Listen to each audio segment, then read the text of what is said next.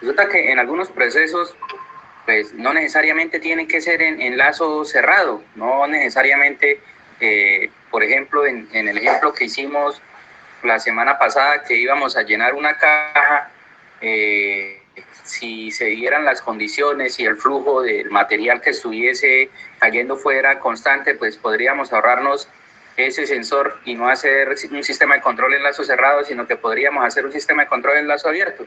Simplemente sabiendo cuánto tiempo se demora ese material en llegar en llenar la caja, pues podríamos controlar de esa manera ese llenado, como les digo, sin el requerimiento de los sensores.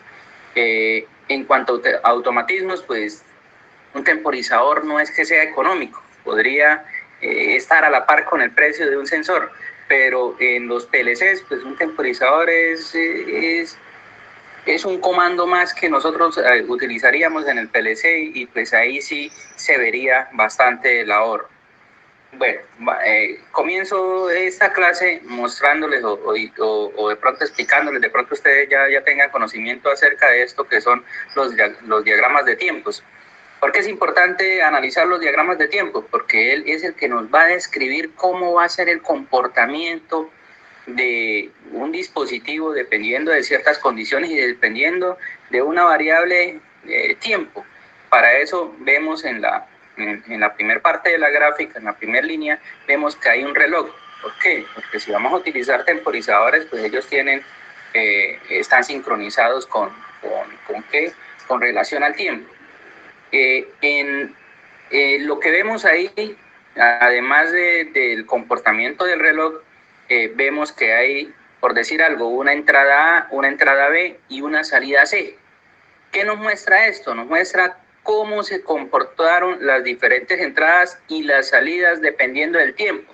Por ejemplo, en el caso de la A vemos que está cada segundo va a cambiar de estado.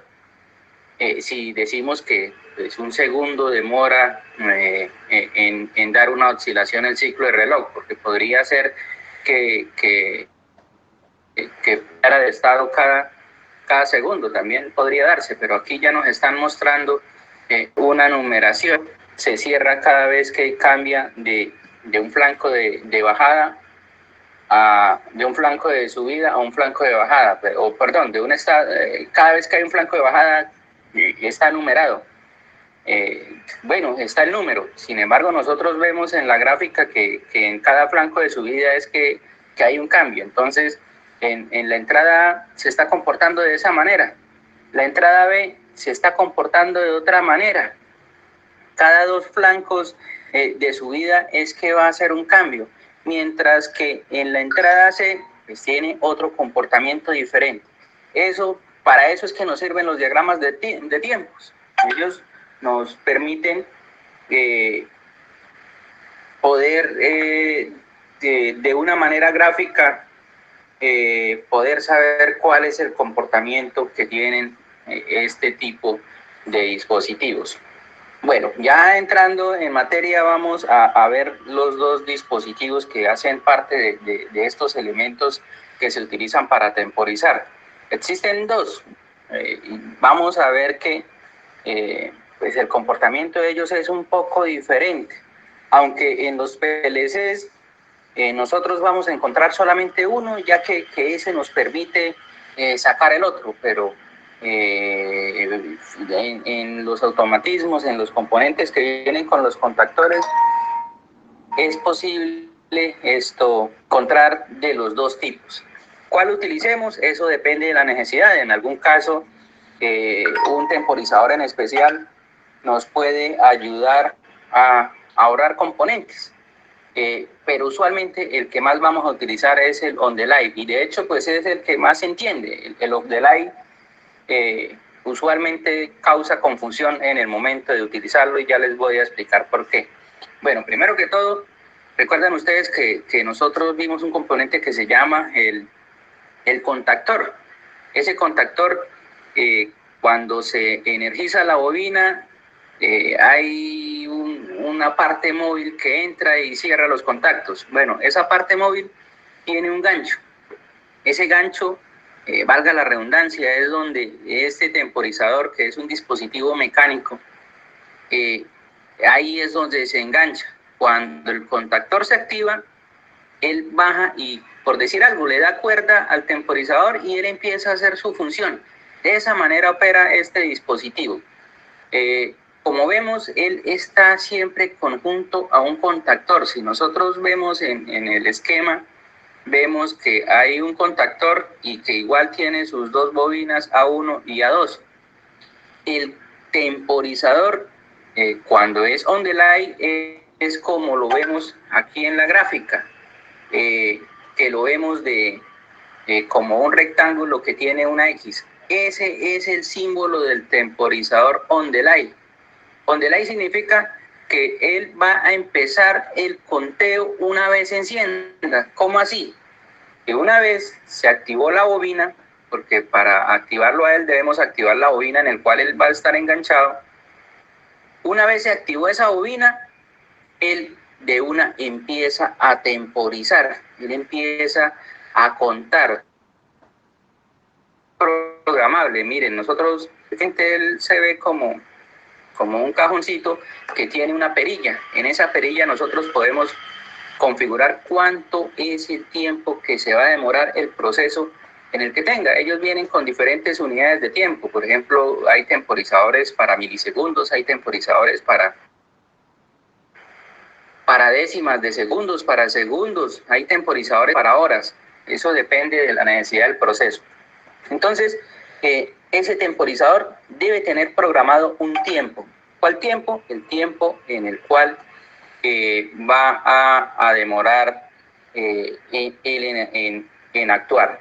Y ahora, ¿cómo funciona? Él también tiene unos contactos, como los vemos acá. El contacto normalmente cerrado es el 55-56. Esa es la referencia de ese contacto. 55-56. ¿Cómo va a funcionar? Una vez se energizó el contactor, se energizó la bobina en la cual está enganchado el temporizador y transcurre el tiempo, digamos que está programado a 5 segundos. Cuando pasan los 5 segundos, el contacto normalmente cerrado, o sea, el 55 y el 56, se va a abrir. Pero en ese mismo instante, el 67-68, que es el normalmente abierto, se va a cerrar. Mejor dicho, van a cambiar de estados. ¿Cuándo cambian de estados? Cuando pasó el tiempo que se le programó. De esa manera funciona el temporizador on delay. Para analizarlo, vamos a ver este diagrama de tiempos. Es una forma de analizarlo de una mejor manera. Digamos que tenemos la bobina del contactor en donde está alojado el temporizador. Esa bobina igual tiene sus contactos normalmente cerrados y normalmente abiertos. ¿Recuerdan el 13-14 y el 21-22? Esos están ahí todavía en esa bobina. Pero ahora vamos a tener los dos contactos además del temporizador. Vamos a tener un contacto normalmente cerrado y un contacto normalmente abierto. Una vez se energizó la bobina, ¿qué va a pasar? No pasa nada, a no ser de que el tiempo de que tengamos programado sea 0, pero si el tiempo que tuviésemos programado fuese 0, pues no tenía gracia de usar un temporizador. Para eso se utilizan los contactos directos de las bobinas.